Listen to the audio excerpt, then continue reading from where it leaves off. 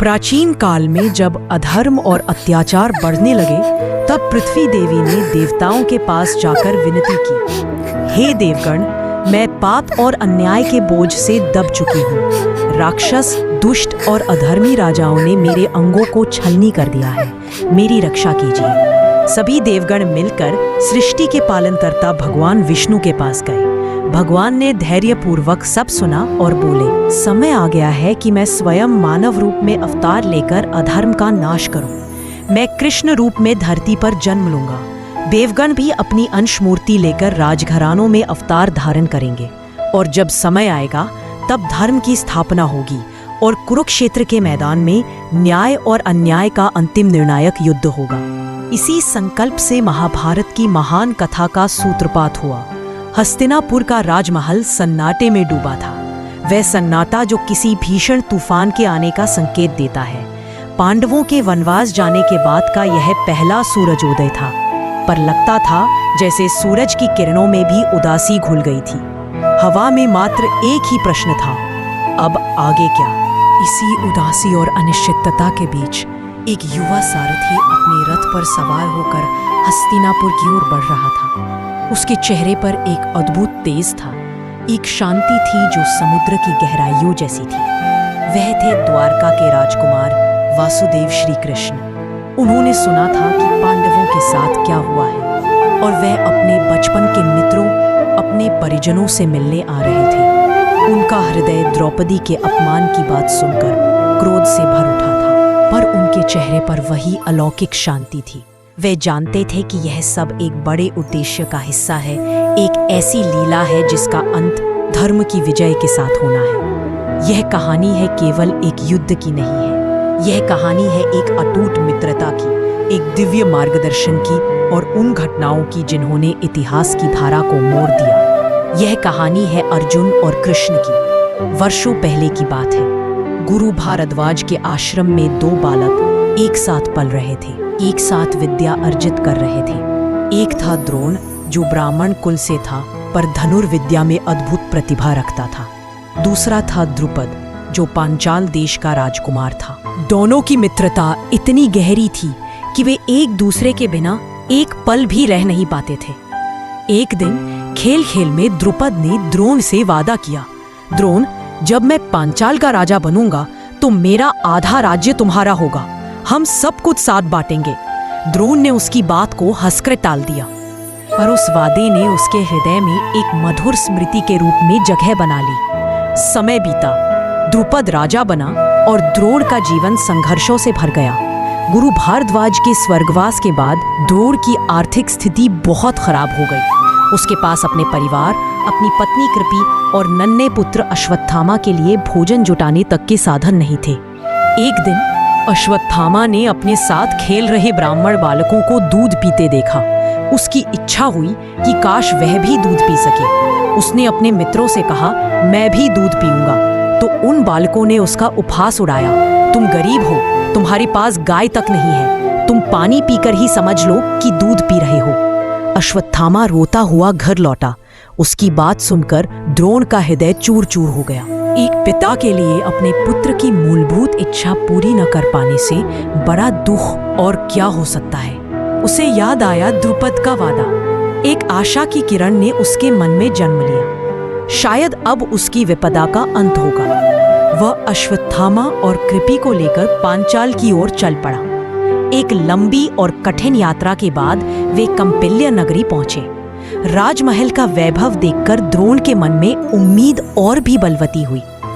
उसने राज दरबार में जाकर अपना परिचय दिया, मैं हूँ द्रोण, तुम्हारा बचपन का मित्र। द्रुपद सिंहासन पर विराजमान था। उसने नीचे खड़े साधारण से वस्त्र पहने दीनहीन दिख रहे द्रोण को देखा। उसके चेहरे पर घृणा और अहंकार के भाव उभर आए। मित्र? वह ठहाका मारकर हंसा। एक राजा और एक भिखारी कभी मित्र हो सकते हैं? तुम्हारी हिम्मत कैसे हुई जो तुम मेरे सामने अपने आप को मेरा मित्र बता रहे हो? सेवकों, इसे यहाँ से बाहर निकालो। द्रोण ने अपमान से जलते हुए भी विनम्रता से कहा, द्रुपद, तुमने वादा किया था। चुप! द्रुपद गरजा, मेरे पास तुम्हारे लिए दान है, दया है, पर मित्रता नहीं। अगर तुम्हें भीख चाहिए तो कहो। उस क्षण द्रोण का हृदय टूट गया। उसने द्रुपद की ओर एकटक देखा, कोई शब्द नहीं बोला। उसकी आंखों में जो आग थी वो द्रुपद के अहंकार को जलाकर राख कर सकती थी। उसने वही प्रतिज्ञा ली कि वो द्रुपद को उसके इस अपमान का मुंह तोड़ जवाब देगा।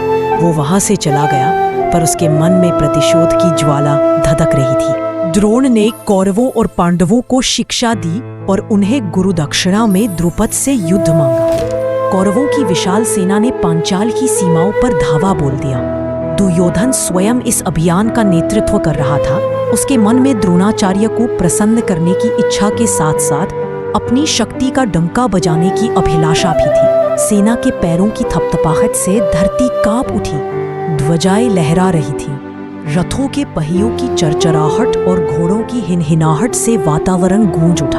द्रुपद को जैसे ही इस आक्रमण का पता चला, वह अपनी सेना लेकर युद्ध के लिए तैयार हो गया। उसने सोचा था कि द्रोण कोई साधारण ब्राह्मण है, उसके शिष्य भी बालक ही हैं। परंतु जब उसने देखा कि कौरवों की सेना कितनी विशाल और सुसज्जित है, तो उसकी हंसी उड़ गई। उसने अपने सेनापति से कहा, इन बच्चों को सबक सिखा दो।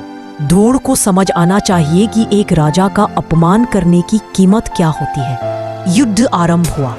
दुर्योधन, दुशासन, विकर्ण और अन्य कौरव योद्धा बहादुरी से लड़े, परंतु द्रुपद स्वयं एक महारथी था। उसकी सेना भी युद्ध के लिए पूरी तरह तैयार थी। कौरवों के छक्के छूट गए। दुर्योधन का रथ द्रुपद के एक सेनापति ने तोड़ दिया और वह मुश्किल से अपनी जान बचाकर भागा। कौरव सेना में भगदड़ मच गई। वे पराजित होकर वापस हस्तिनापुर लौटे। दुर्योधन के चेहरे पर शर्म और गुस्सा था। उसने द्रोणाचार्य से कहा, गुरुदेव, द्रुपद बहुत शक्तिशाली है, हम उसे परास्त नहीं कर सके। यह सुनकर द्रोण के चेहरे पर निराशा के भाव तैर गए। तभी अर्जुन आगे बढ़े। उन्होंने विनम्रता पूर्वक कहा, गुरुदेव, यदि आज्ञा हो तो मैं अकेला ही द्रुपद को बंदी बनाकर आपके सामने प्रस्तुत करूं। सभी की निगाहें अर्जुन पर टिक गई। दुर्योधन मुस्कुराया, मानो कह रहा हो कि तुम अकेले क्या करोगे। परंतु द्रोणाचार्य को अपने शिष्य पर पूरा विश्वास था। उन्होंने आज्ञा दे दी। अर्जुन ने अपना गांडीव धनुष उठाया और एक हल्के रथ पर सवार होकर अकेले ही पांचाल की ओर चल पड़े। उनके पीछे कोई सेना नहीं थी, केवल उनका आत्मविश्वास और गुरु के प्रति सम्मान था। जब द्रुपद को सूचना मिली कि एक बालक अकेला ही युद्ध के लिए आ रहा है, तो वह हैरान रह गया। उसने सोचा, क्या द्रोण ने इस बच्चे को मरने भेज दिया है? उसने अपने सैनिकों से कहा, उसे रोको, पर जान से मत मारना, बस वापस भेज दो। परंतु अर्जुन को रोक पाना किसी के बस की बात नहीं थी। उन्होंने अपने बाणों से पांचाल की सेना के पैर उखाड़ दिए। उनके बाण इतने तेज और सटीक थे कि सैनिकों के हथियार कट-कट कर गिरने लगे। अर्जुन ने कोई भी प्राणघातक प्रहार नहीं किया, केवल सेना को निष्क्रिय कर दिया। द्रुपद को जब यह देखा तो उसका गुस्सा 7वें आसमान पर पहुंच गया। वह स्वयं अपने रथ पर सवार होकर युद्ध क्षेत्र में आया। अरे बालक, तेरी हिम्मत कैसे हुई जो तूने अकेले ही मेरी सेना को चुनौती दी? जा, वापस लौट जा, नहीं तो तेरी मृत्यु निश्चित है। अर्जुन ने विनम्रता पूर्वक उत्तर दिया, महाराज, मैं अपने गुरु की आज्ञा का पालन कर रहा हूँ। आपसे मेरा कोई वैर नहीं है, कृपया आत्मसमर्पण कर दे। यह सुनकर द्रुपद के क्रोध की सीमा न रही। उसने अर्जुन पर बाणों की बौछार कर दी। अर्जुन ने शांतचित्त होकर उसके सारे बाण काट दिए। फिर उन्होंने एक ऐसे बाण का प्रयोग किया जो द्रुपद के धनुष को काटकर गिरा दे। द्रुपद ने दूसरा धनुष उठाया, अर्जुन ने उसे भी काट दिया। इस प्रकार अर्जुन ने द्रुपद को निहत्था कर दिया। फिर अर्जुन ने एक पाश बाण चलाया जो द्रुपद को जकड़कर उनके रथ के सामने ले आया। पांचाल की सेना स्तब्ध रह गई। उनका पराक्रमी राजा एक बालक के हाथों बंदी बन गया था। अर्जुन ने द्रुपद से कहा, महाराज, भयभीत न हो, मेरे गुरु ने आपके प्राण लेने नहीं भेजा है। वह द्रुपद को बंदी बनाकर हस्तिनापुर ले आई। द्रोणाचार्य के सामने ला खड़ा किया। द्रुपद का सिर शर्म से झुका हुआ था। उसकी पराजय ही नहीं, बल्कि एक बालक के हाथों पराजय ने उसे तोड़कर रख दिया था। द्रोणाचार्य ने मुस्कुराते हुए कहा, हे द्रुपद, क्या तुम्हें अब याद आया?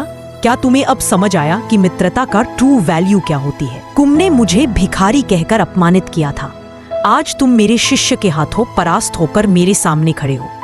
द्रुपद ने आंखें नहीं उठाई। उसके हृदय में प्रतिशोध की ज्वाला और भी भयानक रूप से धधक उठी।